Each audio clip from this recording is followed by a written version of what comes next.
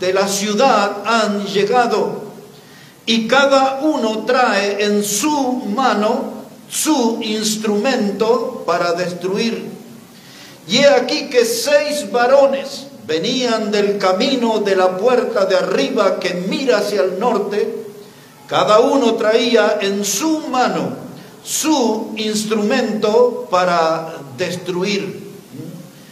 Cuando hablamos de un verdugo, hermanos, estamos hablando de una persona cruel, hablamos de una persona que castiga sin piedad. Un verdugo es un torturador, es un atormentador. El verdugo, hermano, es alguien que tiene autoridad para castigar. Aquí Ezequiel nos cuenta sobre estos verdugos que vinieron sobre la ciudad y que traían en sus manos instrumentos de muerte. El verdugo tiene esa autoridad para producir muerte. Siempre la presencia de un verdugo anuncia ruina, anuncia muerte. Él tiene un instrumento destructor. Hermanos, en la antigüedad los verdugos utilizaban sables, por ejemplo. Es muy común ver figuras de gente encapuchada con un hacha en la mano. El verdugo usaba ese instrumento también, un hacha, un sable. El verdugo a veces se encargaba de cortar cabezas usando la guillotina. A veces los verdugos eran los que mataban a la gente por apedreamiento. Les apedreaban hasta morir y sepultarlos bajo las piedras. Y aún en la antigüedad había verdugos que se encargaban de matar a gente en la cruz. Eran atormentadores, eran torturadores.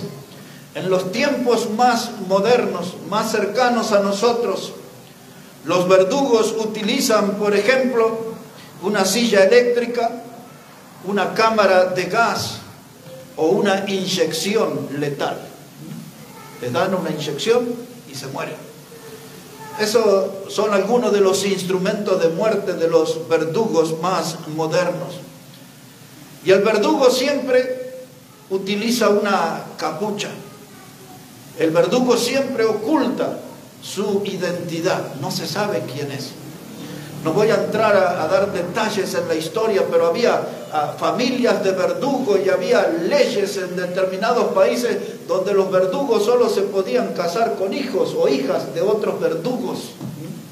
Los verdugos a veces eran identificados en las ferias y ellos no podían tocar una fruta o una verdura. Tenían que señalarlo con un palo. Y la gente no recibía el dinero directamente de la mano de los verdugos. Hay toda una historia acerca de ellos.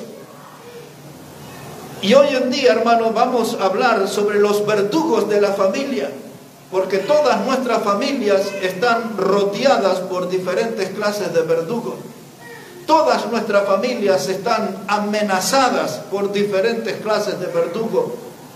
Y si levantamos la capucha de ese verdugo, vamos a descubrir quién nos amenaza, quién nos acecha, quién busca nuestra ruina y nuestra muerte como familia. Los verdugos de la familia es nuestro tema. Quiero llevarle ahora un momento al Evangelio de Mateo, capítulo 19, para que tenga información acerca de los verdugos. Evangelio de Mateo, ya ahora en el Nuevo Testamento, Evangelio de Mateo, capítulo 18, verso 34.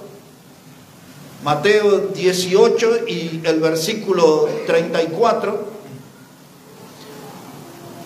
Esto habla acerca de un hombre que tenía una deuda con el rey. Y una de las cosas que hacían con los deudores eran lo vendían. Usted debía plata y lo agarraba el rey y dice, acá lo pongo a la venta. Y a veces no era solo el deudor, era la esposa del deudor o los hijos del deudor eran vendidos. Y este era un deudor que se presenta delante del rey y se las arregla para pedir perdón y todo eso, y el rey es conmovido y le perdona la deuda, lo deja ir en paz. Y cuando va en el camino encuentra a una persona que tenía una deuda con él. Y entonces este hombre que había sido deudor y perdonado por el rey lo toma del cuello y le dice: tenés que pagarme esto. Y el otro dice: dame tiempito, y te voy a pagar. Pero este hombre no tenía paciencia y lo mandó a la cárcel, lo entregó a los verdugos. Y en ese contexto está el pasaje que le voy a leer ahora. Mateo 18, verso 34.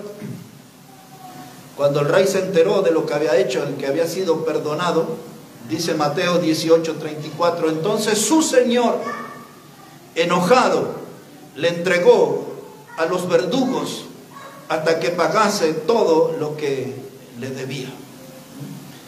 Y aquí aparece un deudor. Ahora este es entregado a los verdugos para ser maltratado, para ser torturado, para ser atormentado. Y si no resolvía la situación, finalmente iba a ser llevado a la muerte. La Biblia usa la palabra guarda en Marcos 6, 27, cuando piden la cabeza de Juan el Bautista. Y dice que Herodes llamó al guarda, ese era el verdugo. Y ese fue el que cortó la cabeza de Juan el Bautista y la trajo en un plato. La Biblia habla acerca de los verdugos y ese trabajo usando diferentes instrumentos, todos de muerte como lo explicaba Ezequiel. Así que nuestra familia hoy está rodeada y acechada por verdugos y tenemos que descubrir algunos de ellos en esta noche. ¿Y quiénes son? El primer verdugo que yo quiero levantarle la capucha en esta noche e identificarlo son los hombres irresponsables.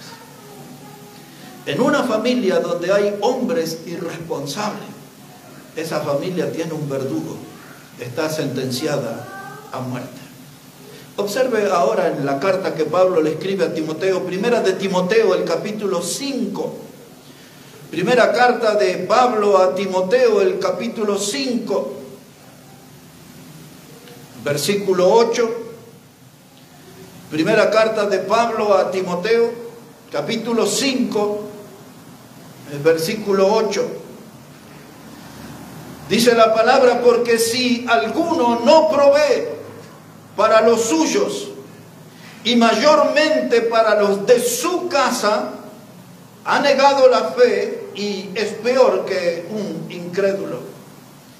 Aquí el pasaje nos pone frente a verdugos, son hombres irresponsables.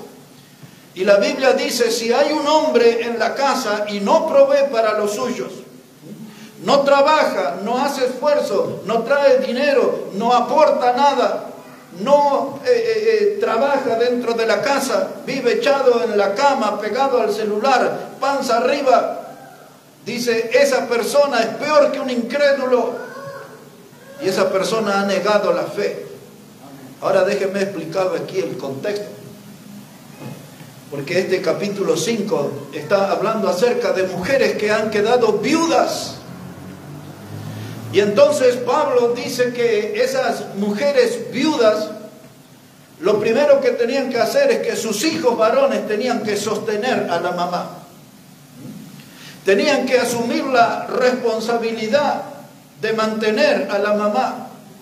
Ahora traiga eso a nuestros días y a nuestras familias, donde los hijos se pelean y dicen: dale vos a mamá. No, yo ya le di el mes pasado, pero ya dale un poquito más. No, es que yo tengo 2 hijos, que mi señora se enoja, y todo ese tipo de pelea hay. Y los hombres no asumen la responsabilidad. Su mamá es viuda, puede ser una persona muy mayor, y entonces dicen: ya que no lo hacen los hijos, vamos a recurrir a los nietos. Esto es lo que habla este pasaje acá. Pero los nietos que son varones dicen: ah, no, la abuelita no, fue buena conmigo, me crió, me mimó, me dio comida, cumplió con muchos de mis antojos, pero no, yo en esta etapa no puedo. Y los nietos también evaden la responsabilidad. Y el pasaje enseña que los hijos de esta mujer viuda y los nietos, lo que ellos estaban buscando era que la iglesia se hiciera responsable de la mujer viuda. Y ellos nada, ni una gota de sudor, ni una gota de esfuerzo. Que la iglesia se encargue de sostener a las viudas. Entonces Pablo pone aquí una regla. Dice, la iglesia se va a hacer responsable de las mujeres viudas, pero que cumplan con estos requisitos. Tiene que ser mayor de 60 años. Tiene que en su vida haber lavado los pies de los santos. Eso quiere decir que era una persona que sirvió en la iglesia, fue bendición a otros hermanos. Y ahí pone esos requisitos.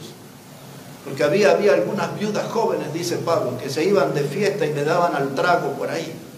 Eran viudas, pero no eran dignas de ser sostenidas por la iglesia. Pero si tenía mayor de 60 años y estas cosas, entonces la iglesia iba a asumir una responsabilidad. Pero dice, sepan los hijos varones y sepan los nietos varones que su irresponsabilidad es una conducta de verdugo, porque usted está lastimando la familia.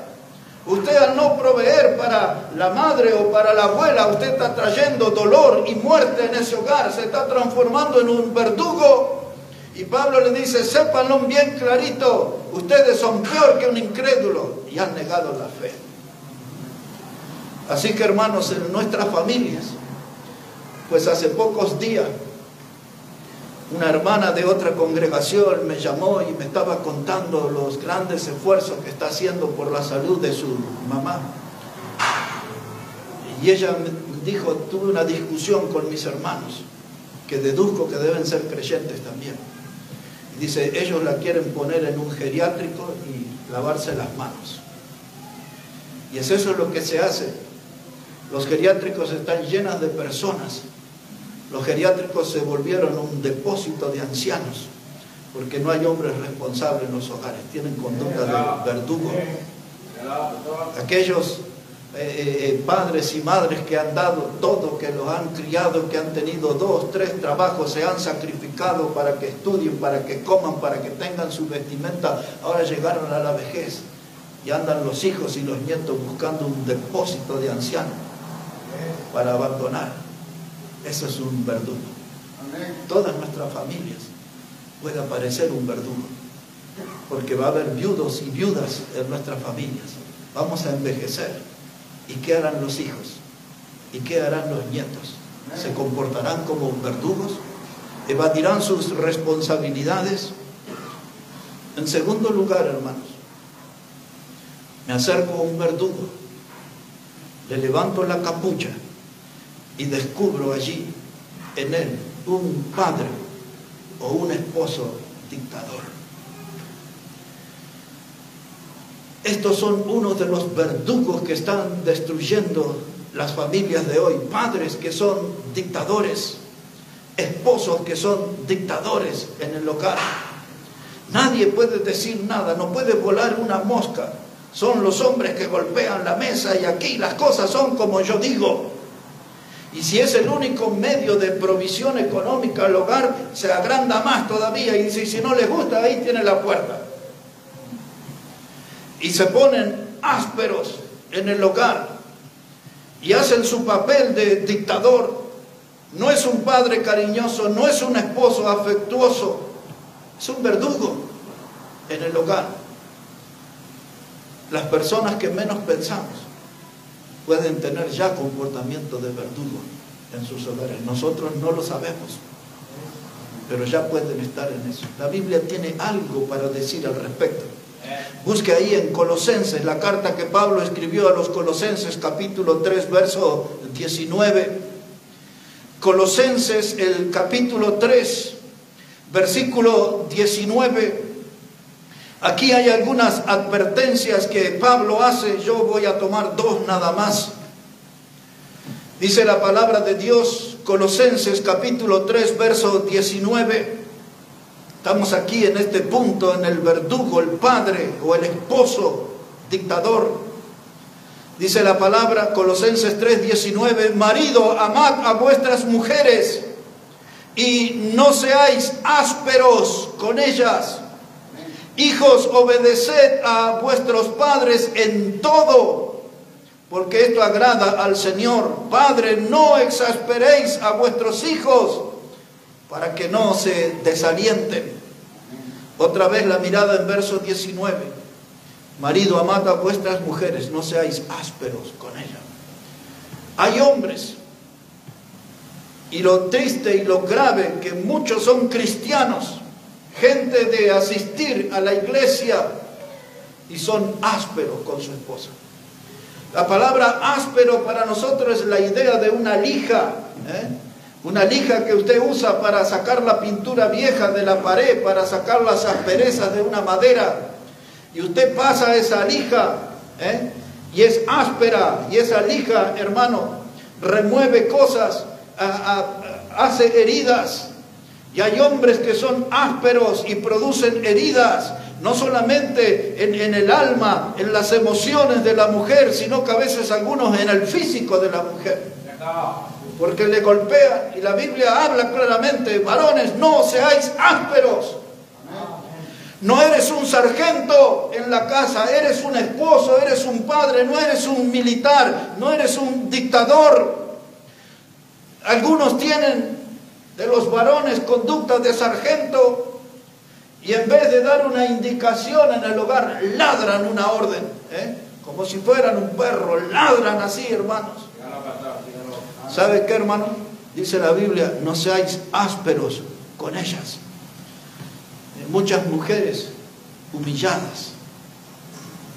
Pero a veces es cierto que hay mujeres, como se dice en Bolivia, no se dejan. Reaccionan frente a esa injusticia, frente a un acto de aspereza de su esposo. Y entonces en el hogar aparece un juego de quién lastima mejor al otro.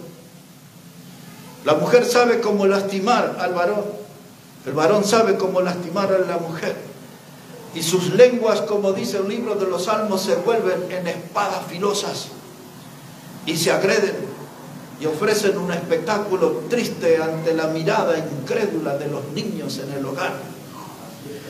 Y los niños van creciendo con esa imagen de violencia, de una madre agredida, y en algunos casos de algún padre agredido. Y ese padre o ese esposo que se volvió un dictador es una persona, hermano, que conoce a veces el éxito dulce. Y ahora les diré lo que es. Y cuando gustan del éxito dulce, transforman el hogar amargo. Éxito dulce, hogar amargo. Un hombre de negocios, le va bien en su empresa, gana buen dinero, puede comprar hasta sus billetes verdes, hasta puede ayudar a la familia en Bolivia. Ese es una persona de éxito dulce, le va bien en su vida de negocio.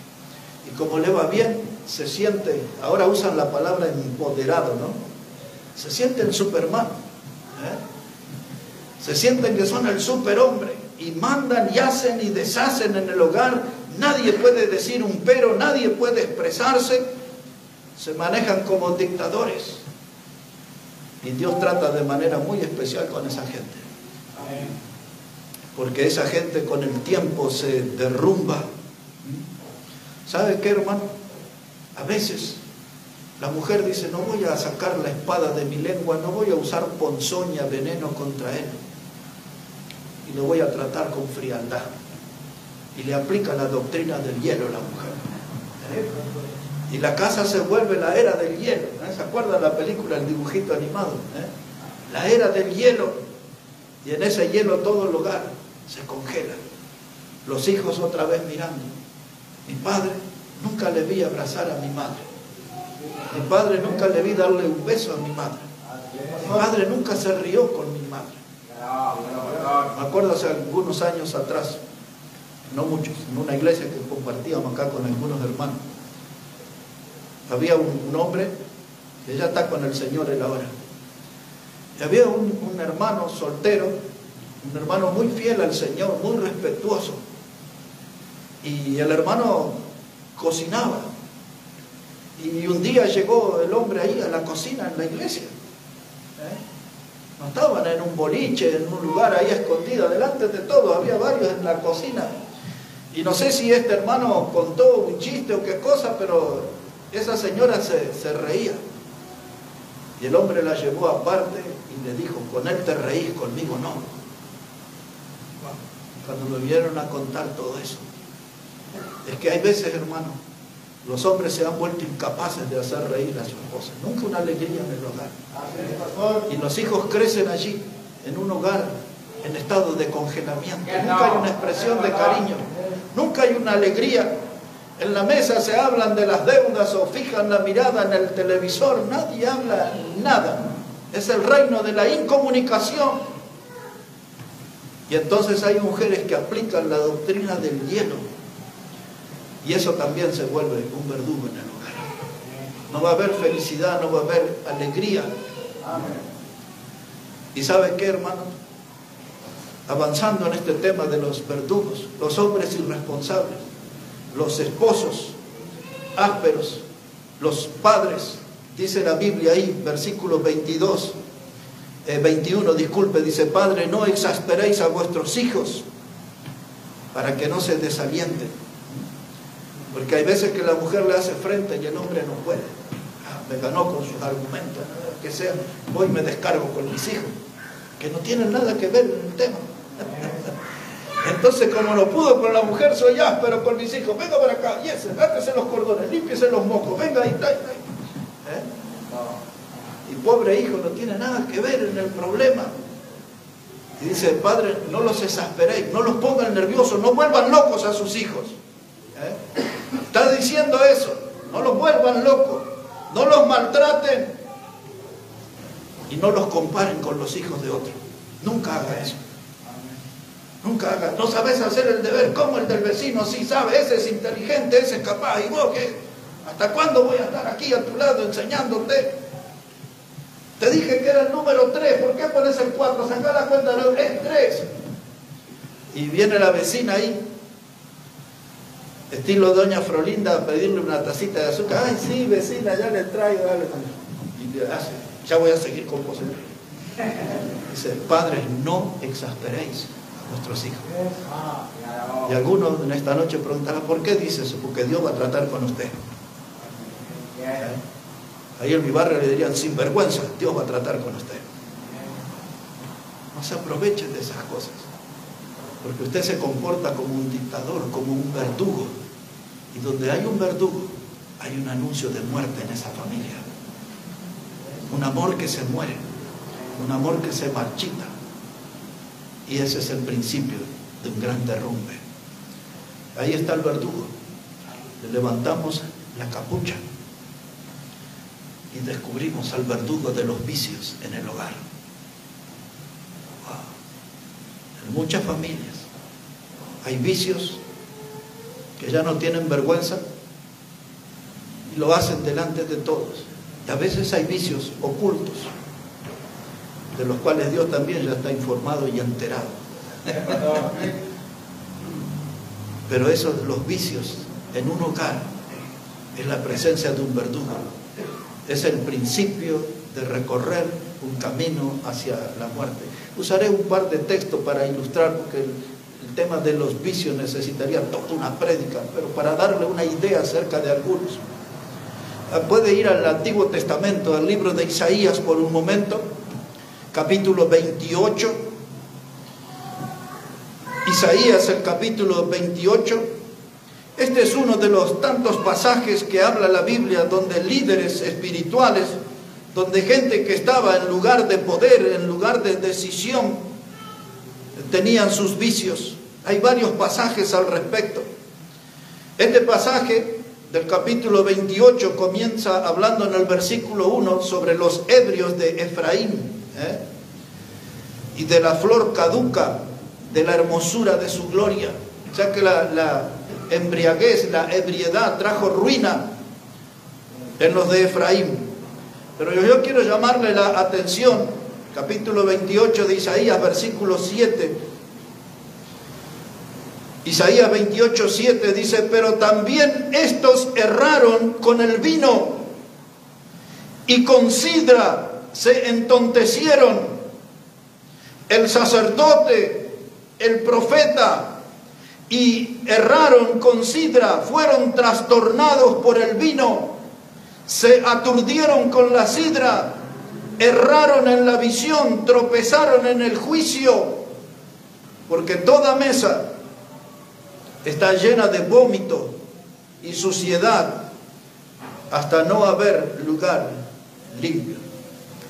Imagínense un hogar sin lugar limpio, todo sucio, platos sin lavar, camas sin hacer, cortinas por el piso, ropa sucia tirada, zapatos sucios por acá.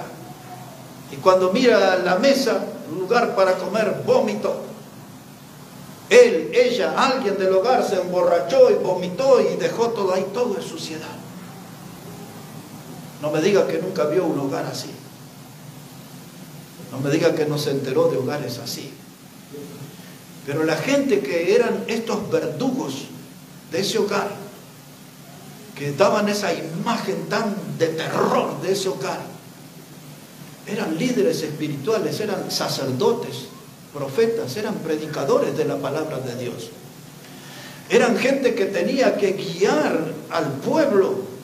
Era gente que tenía que acercar el pueblo a Dios. Pero en el mundillo de su hogar estaban todas estas asquerosidades. Y en el día de hoy, mucha gente que está en el liderazgo de las iglesias están atrapados en cosas vergonzosas, en vicios que ofenden la santidad de Dios. Otra vez, vicios escondidos que ofenden la santidad de Dios. Y no estoy hablando de un vasito de vino después de la comida, ni tampoco estoy hablando de una pitada o ahumada, no sé cómo le llaman, de un cigarrillo ahí escondida. A veces el hogar, usted entra en alguna casa y ahí está la planta. Yo no soy una persona que va a una casa y miro y salgo a decir cosas, pero yo miro y he visto en casas de predicadores, entre las plantas y la arena, colillas de cigarrillo. Alguien fumó. Fue el predicador. Vamos a ponerlo a salvo al predicador. Fue su esposa. Vamos a poner a salvo a la esposa. Fueron sus hijos. Fue la novia de su hijo, el novio de su hija. ¿Quién fumó y puso todos los colillas de cigarrillo ahí? Alguien fumó. Lo grave de eso es que nadie dijo nada en el hogar. Todo es permitido ahí. Y después alguien trajo su tetrabric y comió y le dio 2 tragos de más. Y hay casas donde yo he ido de predicadores y he visto la casa decorada con latitas de cerveza, todas las marcas, las que usted conoce, las de acá, las de Bolivia, las francesas, de todos lados hay cerveza ahora. Y lo veo ahí en el fútbol, todos los domingos, latas de distintos colores, como 1.500 pesos cada latita de esas, no sé de cuántos son, de medio, no sé de cuántos. Cartoncitos de tetrabric, ahí tiene todas las marcas. Termidor, Vita, no sé qué nombre da. Parece un decorado en la casa, pero eso denuncia que algo grave está pasando. Hay un verdugo ahí adentro. La Biblia le llama vicios. Amén. Y donde los vicios son tolerados y donde los vicios son practicados, esos se levantarán como verdugos y destruirán el hogar. Amén. En una de las prédicas que hice en los últimos fines de semana, le contaba de un caso de una persona que decía: sí, mi marido fuma porro, es verdad, pero lo hace escondida en la habitación, él no molesta a nadie, nadie sabe, solo yo, dice la mujer, solo yo sé. Dios también lo sabe. Y nada queda encubierto a los ojos de Dios. Dice la Biblia que todo aquello que hablamos en lo secreto será publicado en las azoteas.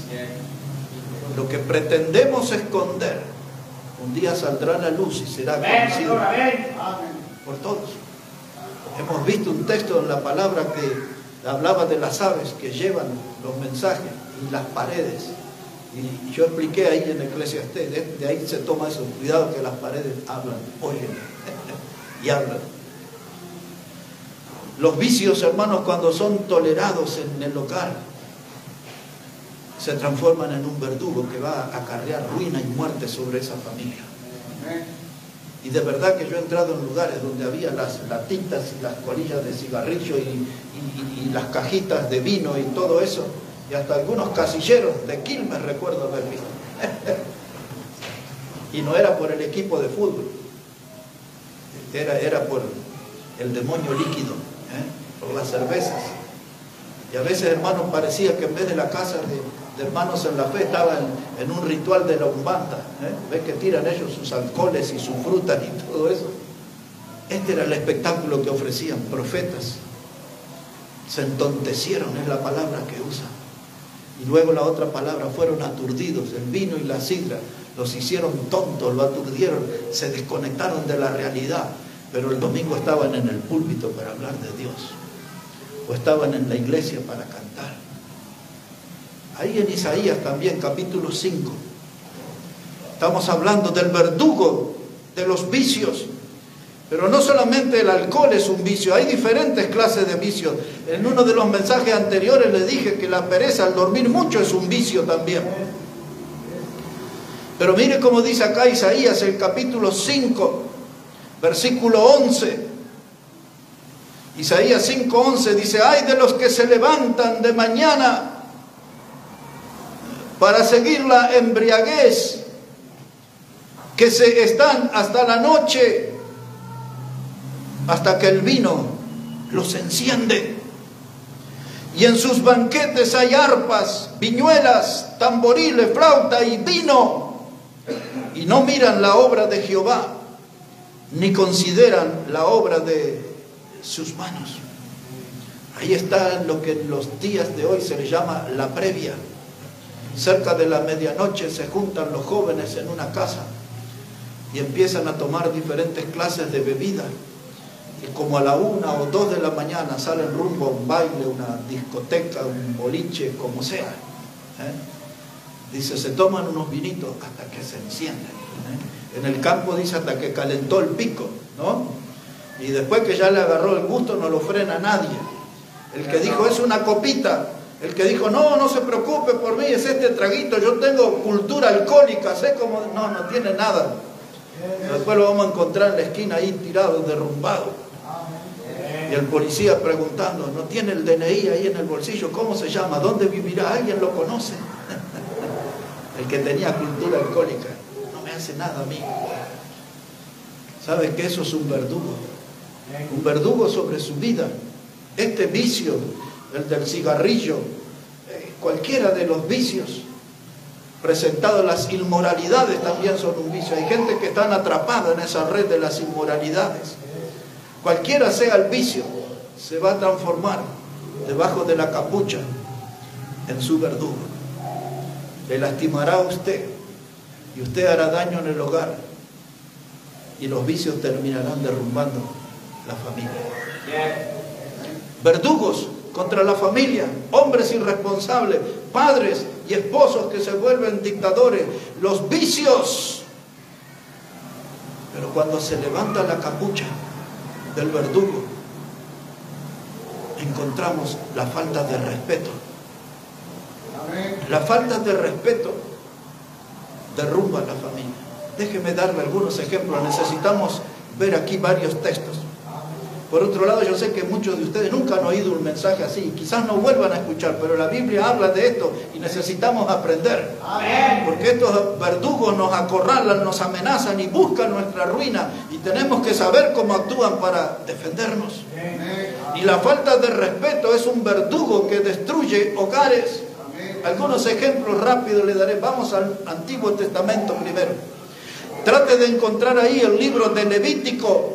Es uno de los primeros 5 libros de la Biblia. Usted va a tener allí el libro de Levítico, el libro de Génesis, después viene el libro de Éxodo y después viene el libro de Levítico. El capítulo 19 de Levítico, versículo 32. Levítico, el capítulo 19, versículo 32, es muy importante que tenga ese texto frente a sus ojos. Levítico 19, versículo 32. Dice la palabra de Dios: delante de las canas te levantarás y honrarás el rostro del anciano, y de tu Dios tendrás temor. ¿Quién dijo eso? Yo, Jehová. Dios dijo eso. ¿Qué dijo Dios? Dice que delante de las canas te levantarás. Cuando veas un hombre mayor, si no es de tu apellido, si no es de tu sangre, hónralo, respétalo. Dice, te levantarás delante de él. Si es su abuelo, respételo al abuelo, no se burle del abuelo. No ande diciendo tonterías, ahí el abuelo se hizo encima. El abuelo estaba en la mesa comiendo y se le caía el puré por el costado. No haga esas cosas. Tenga respeto por sus mayores. Dice en la Biblia aquí, hermanos, delante de las canas te levantarás. Así como los soldados, eso, ¿no? Que se paran así firmes, así, no sé cómo hacen. Así delante de las canas, mostrar respeto. Pero hoy la gente se burla de los mayores en el hogar. Se burlan de la dentadura del abuelo, se burlan del bastón del abuelo, se burlan de que el abuelo cuenta 100 veces las mismas cosas, pregunta 90 veces las mismas cosas, y se salen a burlar del abuelo. No, ya no lo soportamos al abuelo. Pero la Biblia dice, delante de las canas de la gente mayor, te levantarás y le mostrarás respeto, porque Dios dice eso. Amén. Porque si usted no tiene respeto por los mayores, entonces ese se va a volver, la falta de respeto se volverá un verdugo que arruinará a su familia. Yo ya me preocupé porque como un mes atrás subí con una bolsa de verduras en el colectivo y una mujer joven se levantó y dice, Señor, venga por aquí. Y yo dije, no se preocupe que bajo. No, por favor, venga por aquí. Y ya me dio vergüenza y me senté. Y ahí dije, hace un mes atrás fue esto. Y ya estoy viejito ya. Y después de 4 o 5 paradas llego a mi casa, me acerco a la dama y le digo, muchas gracias, ha sido usted muy amable. Ay, no, es que lo vi tan cargado. Y dije, bueno, menos mal no me dijo, lo vi tan viejo, pero ahí está. Pero me acerqué allí a agradecerle. ¿Sabe qué? Eso se volvió a repetir. Ahora sí que estoy preocupado, porque hace poco me dieron el asiento de nuevo. Venía del fútbol, subí un domingo por la tarde, me subí en el 8, y me dicen, por acá, señor, tome asiento aquí. Ahora sí ya estoy preocupado, y tengo algunas canas por aquí. Pero algunos que tienen más canas, dice Dios, levántate, y tienes que mostrar un respeto por ello. Y dice ahí, dice, y honrarás el rostro del anciano.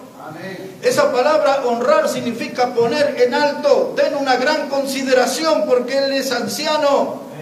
Háblale con respeto, dígale de usted, no le digas vos, no le digas che, trátelo de usted con respeto.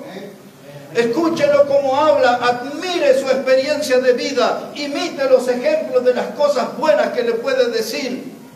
Esa persona que peina cana ya vio la vida pasar delante de sus ojos. Y usted puede ser una persona joven y se cree que sabe todas las cosas, pero no sabe nada. Tiene que aprender de la gente mayor. Dios dice, cuando veas al anciano, muéstrale respeto, levántate, hónralo.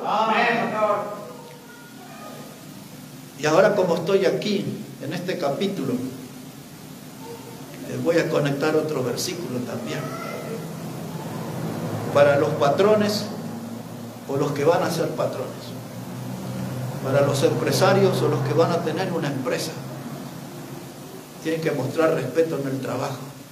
Aquí la Biblia le va a enseñar, miren, a ver si lo encuentro, capítulo 19.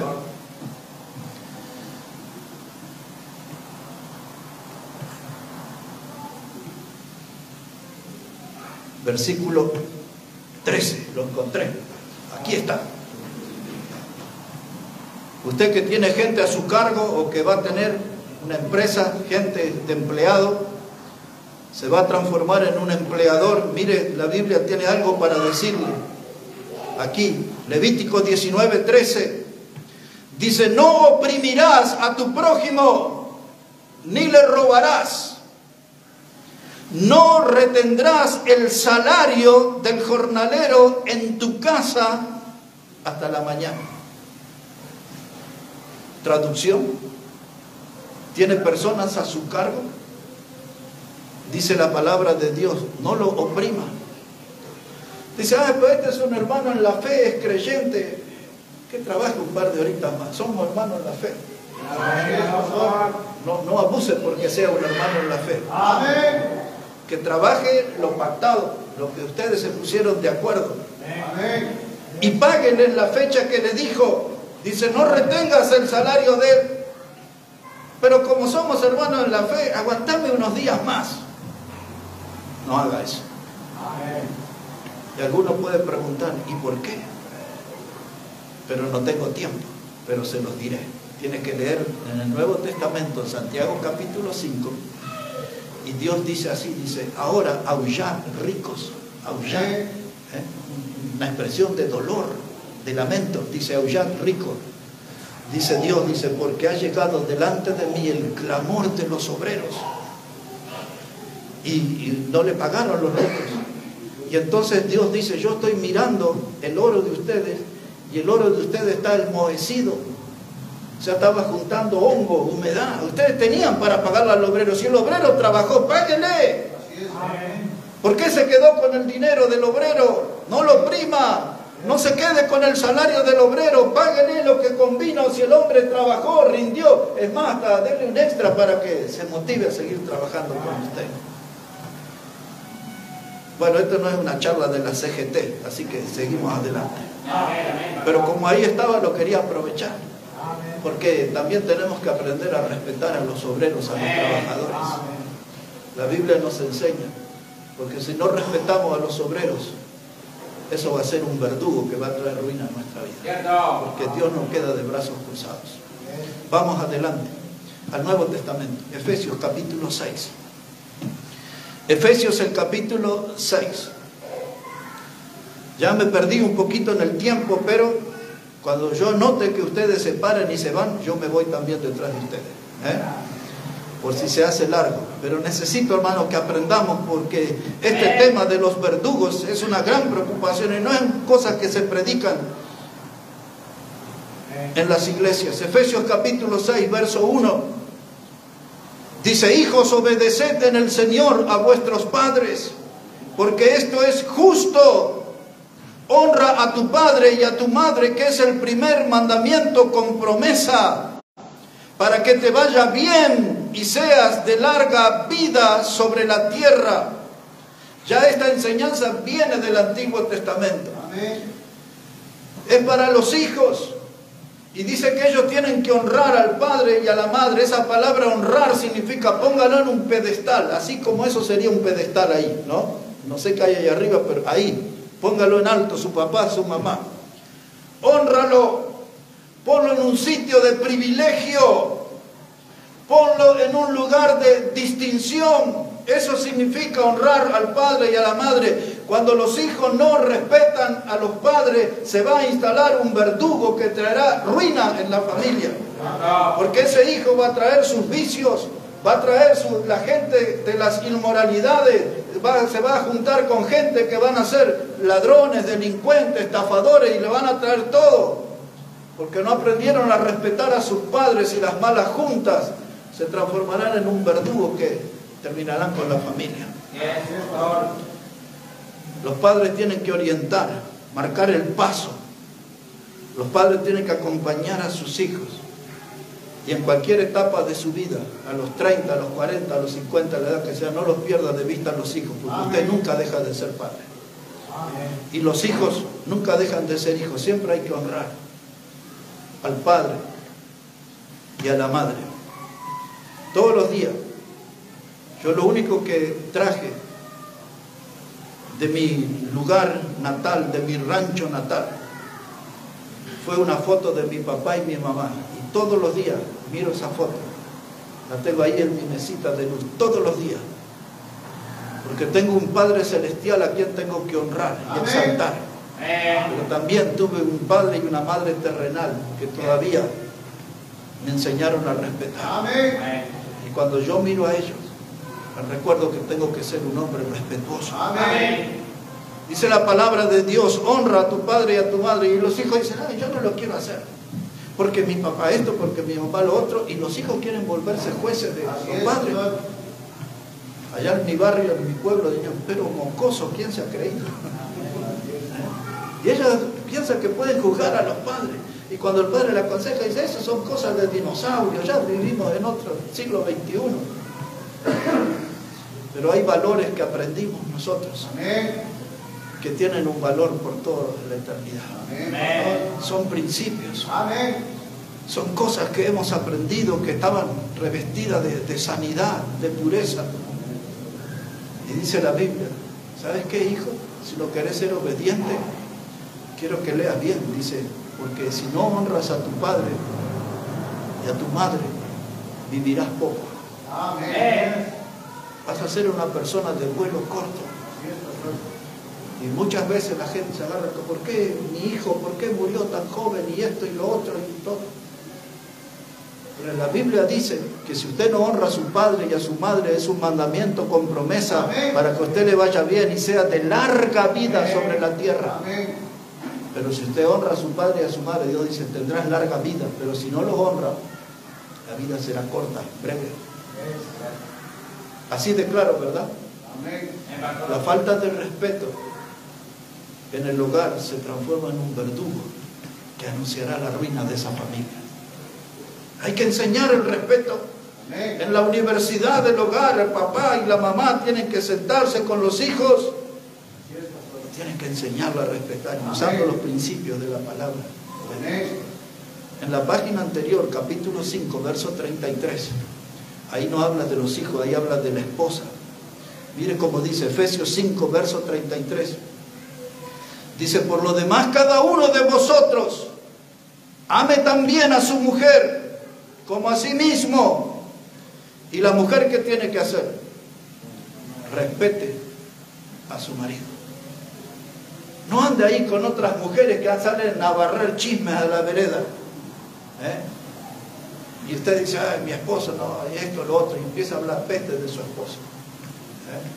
Y dice, no, el gordo, no, el viejo, y así habla del esposo. El panzón, el canoso, en fin. Y ahí están con la escoba barriendo chismes en la vereda y usted está hablando mal de su esposo, y la Biblia dice, tiene que respetar a su esposo. ¿Tiene defectos? Sí. Muchos, sí. Pero igual la Biblia dice, respete a su esposo. Hermano, porque cuando no está el respeto en la familia, aparece el verdugo que traerá ruina y muerte de esa familia. Habría mucho más para decir, pero una cosita más sobre mujeres. Dice aquí Primera de Timoteo, un poco más adelante, Primera de Timoteo, capítulo 2, versículo 9. Dice la palabra de Dios, Primera de Timoteo, el capítulo 2, versículos 9 y 10. Mire cómo dice la palabra. Dice, asimismo que las mujeres se atavíen de ropa decorosa, con pudor y modestia, no con peinado ostentoso, ni oro, ni perlas, ni vestidos costosos, sino con buenas obras, como corresponde a mujeres que profesan piedad. Amén. El mundo que nos toca vivir a nosotros, hermano, nos permite tener acceso a muchas cosas. Esta semana, hace como 2 días, estoy aturdiendo y enloqueciendo unos cuantos hermanos enviándoles videos que encuentro sobre asado. Ya casi todos se enteraron que queremos comer asado. Pero también encuentro otras cosas en los videos, de mujeres con vestidos en las congregaciones, pero ajustados, mostrando curvas peligrosas, tentadoras, y muchas con la intención de hacer caer a algunos hombres. Y los hombres tienen que ser astutos, y en lugares resbalosos no se meta por ahí, porque si el lugar es resbaloso se va a caer. Muchas de esas mujeres disertan en las congregaciones, abundan en maquillajes, en peinados que no se lo hicieron en la casa, exhiben sus uñas, y algunas tienen así unas cosas larguísimas, ¿no? Pero no es ese mi tema es lo que la Biblia dice: la mujer sea respetuosa en su casa y en la casa de Dios. Amén. En otras palabras, hablando en un francés antiguo, vístase, cúbrase. Amén, amén. La iglesia no es un lugar de exhibicionismo. Y dice, póngase ropa decorosa. Esa palabra, no voy a entrar en el detalle, pero la palabra stol, que se usa en el idioma griego, habla de una vestimenta hasta los pies. Pero solo lo digo al pasar. Pero dice, y no esté ahí con joyas, las billuterías del diablo a veces. Y se ponen unos anillos que son más grandes que la mano. No sé si ha visto eso.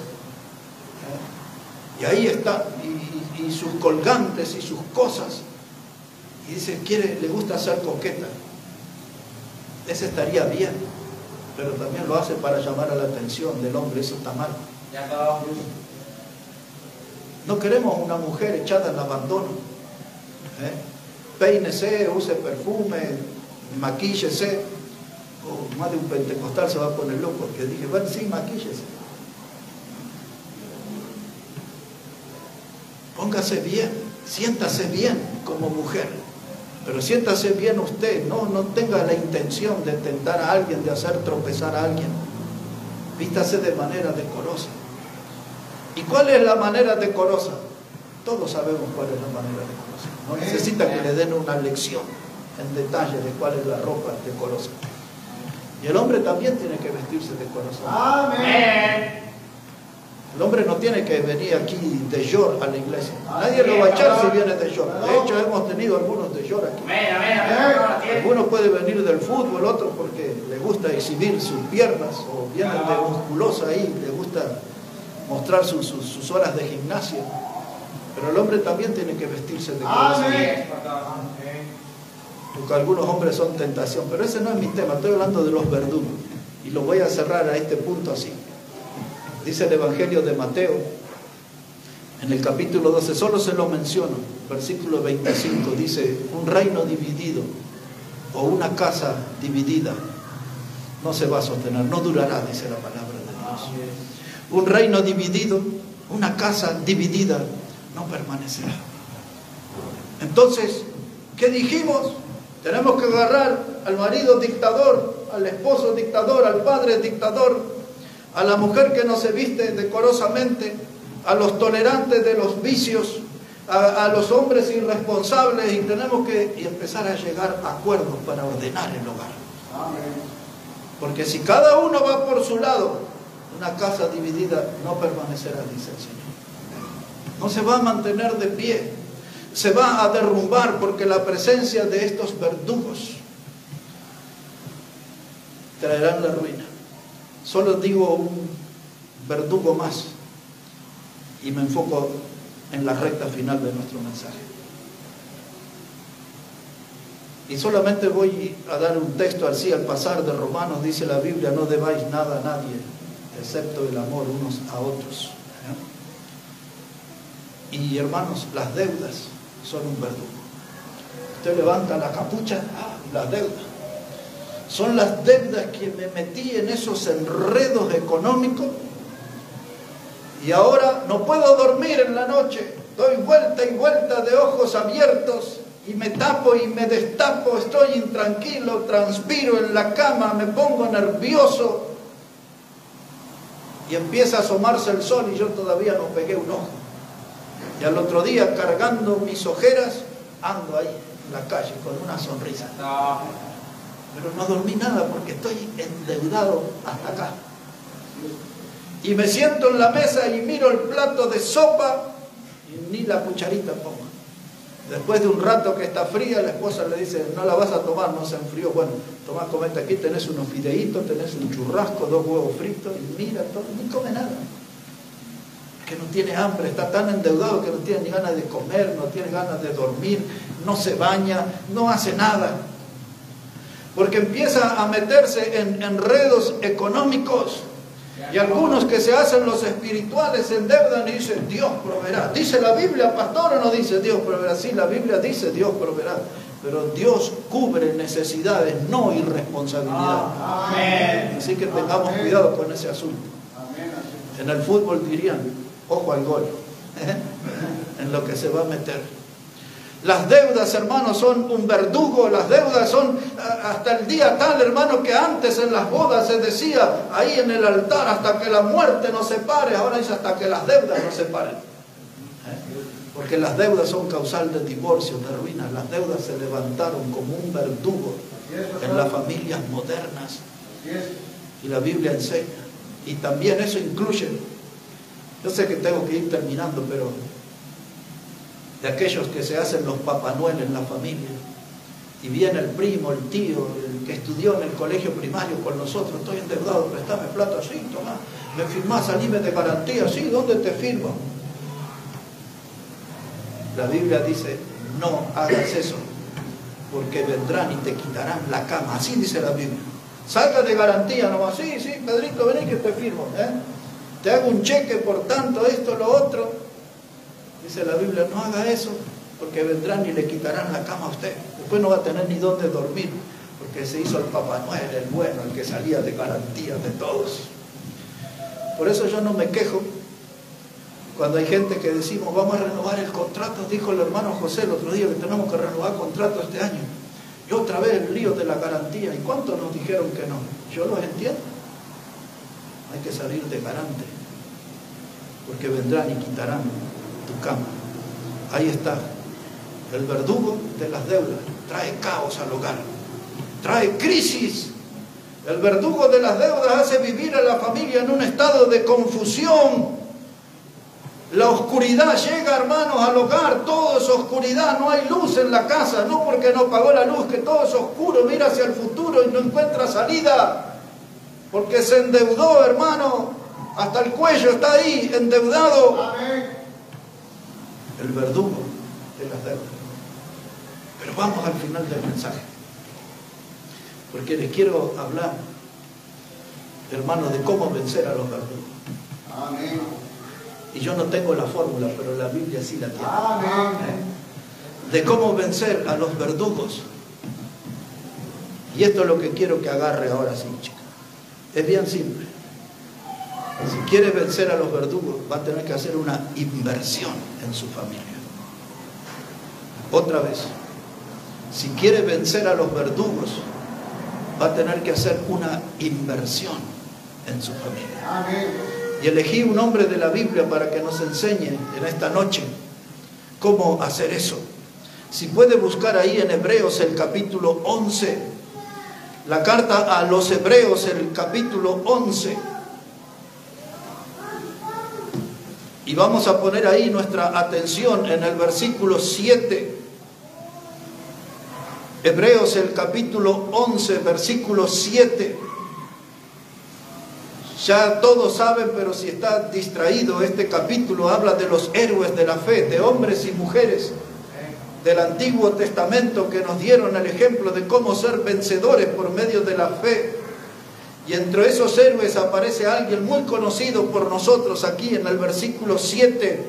Este es el hombre que nos va a enseñar cómo hacer una inversión por nuestra familia. ¿Ya están listos, hermano? Amén. Dice la palabra, por la fe Noé, amén, cuando fue advertido por Dios acerca de cosas que aún no se veían, con temor preparó el arca en que su casa, ¿cómo dice su Biblia? Se salvase. En otras palabras, evitar a los verdugos. Así que este hombre, hermano, hizo una inversión, preparó el arca para que su casa se salvase. Y por esa fe condenó al mundo y fue hecho heredero de la justicia que viene por la fe. Ahora, hermanos, esa inversión que este hombre hizo, no es que dice, voy a hacer un año de esfuerzo y después ya está. 2 años de esfuerzo y después ya está. No, 120 años invirtió este hombre de su vida. No estoy diciendo un error, estoy diciendo exactamente 120 años de su vida invirtió de trabajo para que su familia se salvase. Y ya deberíamos decir, eso me interesa, esa clase de esfuerzo por salvar la familia. 120 años, hermano, trabajando por su familia, luchando por su familia, quería ver salva a su familia. Amén. Amén, pastor, amén. Y dice la palabra de Dios, hermanos. Y ahora voy a ir todo de memoria porque necesito aterrizar rápido. Dice Génesis 7:1.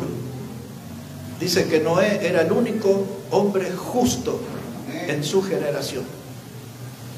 O sea que no había ni uno bueno, solo él nomás. Dice Dios es el que da ese testimonio. Era el único hombre justo en su generación. Todos los otros estaban entregados al pecado. Ya lo supimos por los labios del Señor Jesucristo, cuando dijo que en los días de Noé la gente compraba, vendía, se casaban, se daban en casamiento, comían, bebían. ¿Se acuerda? Y dice el Señor, hasta que vino el diluvio y se los llevó a todos, menos a la familia de Noé. ¿Por qué? Porque trabajó 120 años por ellos. El único justo en su generación. Dice Génesis 6, versículos 8 y 9, hablando de Noé, ya tenía 500 años y tuvo a sus hijos trillizos. Eso para los teólogos, ahí se lo dejo que lo estudien. Cuando tuvo 500 años, tuvo 3 hijos. Y allí, hermanos, dice la Biblia, y Noé caminó con Dios. Era el único hombre justo en su generación. Y ahora dice la Biblia, caminó con Dios. Y los otros, con el pecado, de la mano con el pecado, practicaban el pecado, amaban las tinieblas. Y entonces Dios le dijo a él, dice, no voy a contender en mi espíritu contra el hombre porque serán 120 años. Eso es lo que dice ahí Génesis capítulo 6. Y el versículo 2 y 3, ahí usted va a encontrar eso. Así que 120 años le llevó el arca. Nadie venía a trabajar con él. Tuvo que ir a cortar madera, sacar todas las medidas como Dios le había indicado, donde iba la puerta, donde iba la ventana, donde tenía que poner ahí el asfalto para unir una madera con otra, todos los detalles. 120 años, ese hombre cortando madera, usando el martillo, metiendo clavos ahí en el arca, sudando, lastimándose. ¿O cree que en 120 años no se pegó ni un martillazo en los dedos? Ese hombre sufrió, pero no le importó, lo estaba haciendo por su familia. Porque esa arca que él estaba construyendo era para que su familia se salvase. Nuestro hogar es un arca, esta congregación es un arca. Tenemos que hacer una inversión, no de dinero, sino de esfuerzo, de sacrificio, de trabajo, para que nuestra familia esté salva, para que nuestra congregación esté salva. Que no seamos víctimas de lobos rapaces, que no seamos víctimas del error. 120 años este hombre trabajando. Él no andaba criticando, estos vagos, ninguno me ayuda. No sé si había piqueteros en ese tiempo, pero él no estaba enojado con nadie. Él hacía lo que Dios le pidió. Trabajaba, cortaba madera, golpeaba con el martillo, enderezaba clavos, se daba algún golpe cada tanto, hermano. Y después predicaba la palabra. ¿Y cómo hacía? No sé, pero dice la Biblia en 2 de Pedro 2:5, dice que Noé era un pregonero de justicia. Esa palabra pregonero de justicia era un predicador. Así que después de golpear los clavos, la madera y de todo y de sudar, tenía tiempo para predicar a la gente. Y la gente se burlaba y no había gente que siguiera, no había gente que tuviera la fe que él tenía. Y seguramente fue objeto de toda clase de burlas. Nadie vino a decirle, Noé, ¿precisas un vaso de agua?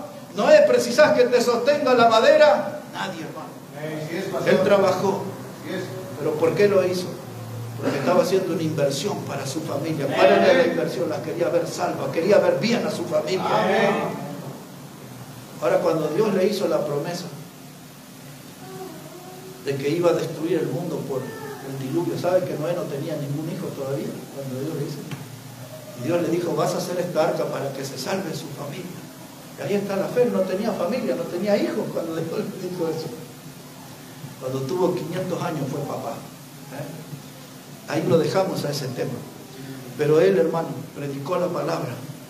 Y después que estuvo 40 días y 40 noches, y caía lluvia, lluvia, lluvia, lluvia, lluvia. Y después había que esperar como 150 días para salir ahí, cuando bajaran las aguas. Y dice la Biblia, hermano, en el libro de Génesis, en el capítulo 8, versos 20 y 21, que cuando Noé salió del arca, sacrificó animales y levantó un altar a Jehová. ¿Sabe qué significa eso? Dijo Dios, estoy agradecido.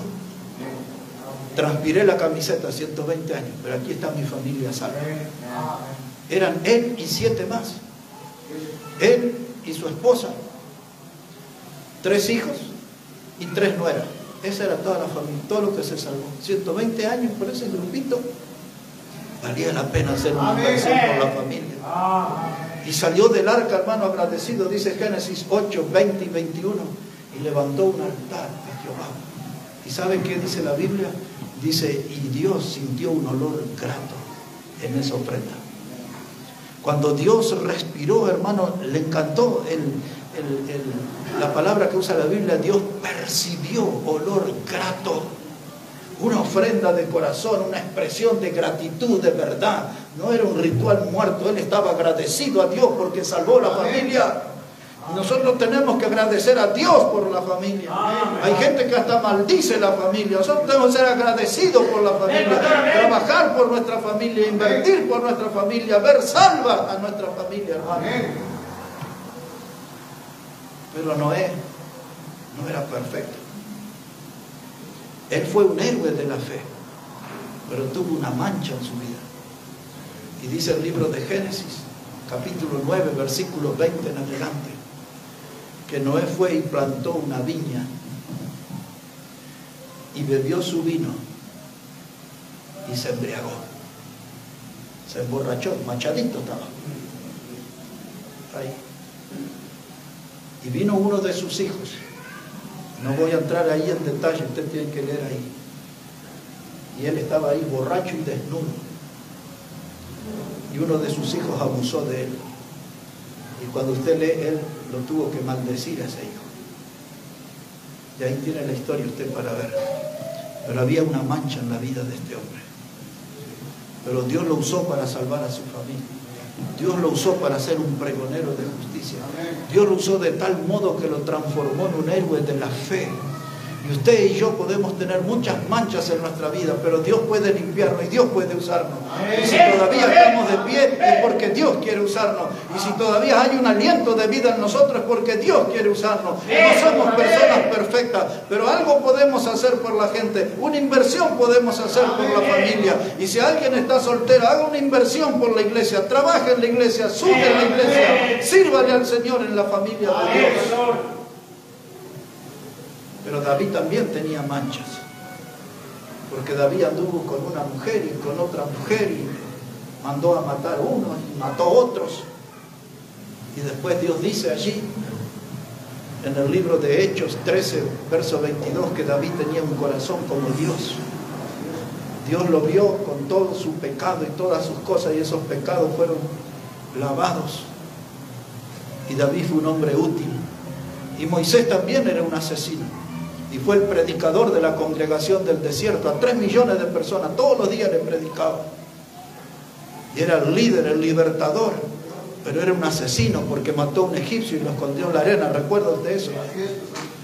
Y Salomón, que era el hombre de Dios, el hombre más sabio después del Señor Jesús, que pisó esta tierra y la gente lo admiraba, y la reina de Saba o de Sabá, como quiera decirle, desde Yemen se fue allá a conocer a Salomón, oír su sabiduría.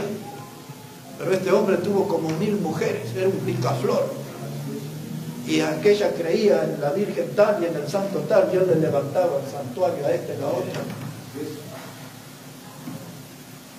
Y dijo el Señor Jesús, dice, ni aun Salomón con toda su gloria se vistió como uno de estos niños del campo. Pero el nombre de Salomón estaba en la mente del Señor Jesús. Todos los hombres que se destacaron, alguna mancha tuvieron en su vida, pero Dios los usó. Había un tal Pedro que lo negó al Señor 3 veces. Pero cuando Jesús resucitó, y ahí estaba María Magdalena y las otras mujeres, sale del sepulcro y Jesús le dice, la primera persona que él se recuerda después de haber resucitado, decid a Pedro y a los otros que voy delante de ellos a Galilea. Amén. Uno dice, pero ¿cómo? ¿Por qué se acordó de Pedro que lo traicionó? Se olvidó del canto del gallo del Señor. ¿Sabe qué, hermano? Todos nosotros tenemos manchas.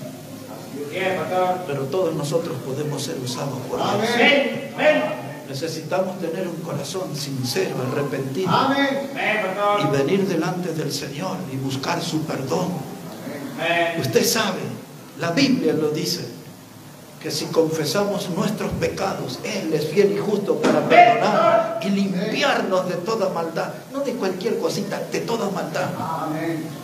Porque a veces anidamos, tenemos como encarceladas en nuestras almas ciertas maldades. Y el Señor dice, vamos a sacar eso, vamos a limpiar eso, porque te quiero usar. Cuando Pablo era un asesino y arrastraba gente, hombres y mujeres, lo llevaba a la cárcel para hacer muerto a la gente.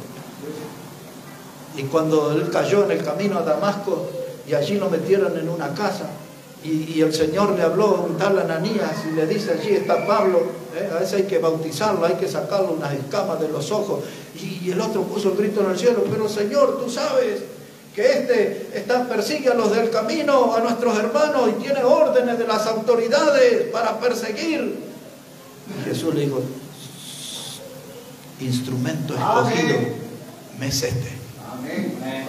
Oh, el mundo lo veía como un asesino, Jesús, instrumento escogido, me es este, para llevar la palabra a los gentiles y todo eso.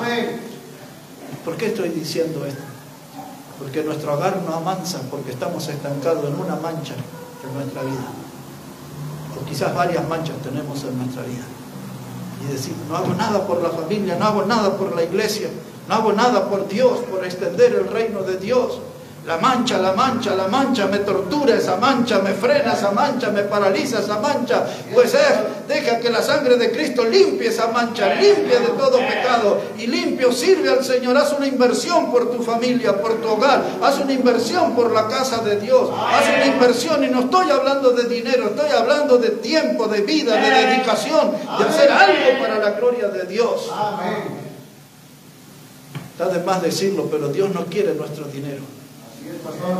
Porque ahí dice la Biblia claramente más de una vez, mía es la plata y mía es el oro, dice el Señor. Así que no anda buscando nuestra plata, pero anda buscando nuestro tiempo, nuestra dedicación. Y tenemos que ponernos de pie, porque si no los verdugos van a terminar con nuestra vida. Los verdugos están acechando nuestro hogar, nuestra familia. Usted está distraído, pero el enemigo se mueve sigilosamente.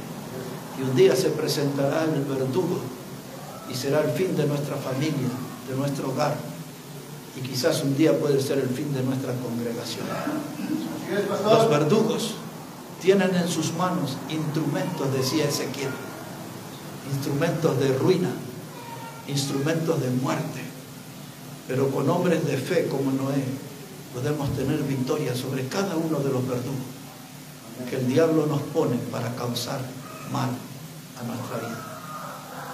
Que Dios, hermano, nos ayude, que Dios nos dé de ese poder de lo alto, y no nos dejemos atemorizar, y mucho menos no nos dejemos vencer por los verdugos, por los mensajeros del diablo.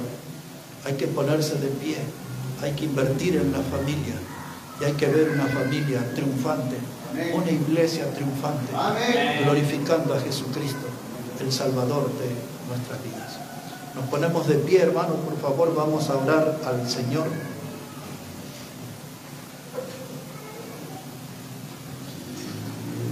Padre Santo, queremos agradecerte en esta noche por tu palabra, por las lecciones de vida que salen de ella. Algunas nos chocan, nos incomodan, pero el obedecer tu palabra siempre traerá bendición. El obedecer tu palabra, Dios, siempre nos guiará a la victoria. Y oramos esta noche, Padre, para que podamos ser sumisos a la autoridad, al poder de tu palabra. Ayúdanos a alejar los verdugos de nuestra vida. Tienen instrumentos de ruina, de muerte, pero nosotros tenemos a Cristo y en Él podemos ser más que vencedores.